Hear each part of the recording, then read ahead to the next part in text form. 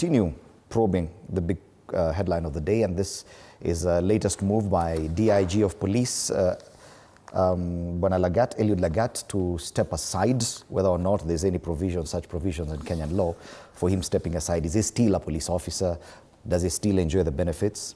But moving forward, because so much is happening and there's very little public trust that the police would be able to conduct a proper investigation into a case such as this. So we're trying to look back and see other instances where probably something similar has happened. Page 4 of the Daily Nation, they talk about the former CJ, David Maraga, vowing to initiate private prosecutions against the top police bosses over the death of the school teacher, camp blogger Albert Ojwang.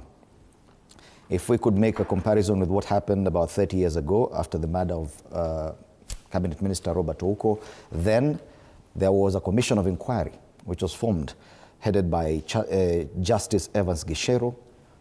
How far that went, we still do not know. We have instances in the recent past, including what we are almost marking a year after, the Gen Z protests and the deaths that happened, and whether or not we have had any proper probe that can actually take us to closure. And we don't seem to have a way out. Do you see any hope in this particular case, that there's a particular route we could follow to get to a point of conclusion? From the way it is started, I'm not seeing any bright future. And I'm not seeing justice being served to the victims. I'm calling them victims because we also have victims who are dumped at those dams we are talking about. We are all equal in the eyes of law. But when it comes now to implementing that law, there is selective justice. Why am I saying this? We never saw any meeting anywhere to discuss about the OCS and Mowana before they were arrested. But today we are being treated to a narrative that there was discussion with the president, with the minister, I don't know with who, to persuade, I don't know whether it is to persuade or is to arrange how the DIG will step aside. I was expecting, after all that drama, Murkomen will come out and say, Lagat is either interdicted, or he has resigned, or he has been arrested. Those are the news we were expecting. But he comes and tells us he's going to put cameras. When the people now are crying.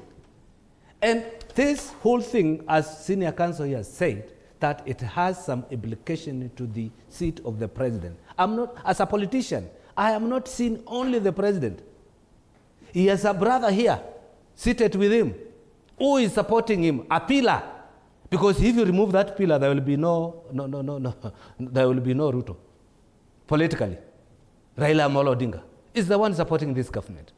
And forgive my French, and I'm not being, I'm not looking at the side of which tribe who comes from where.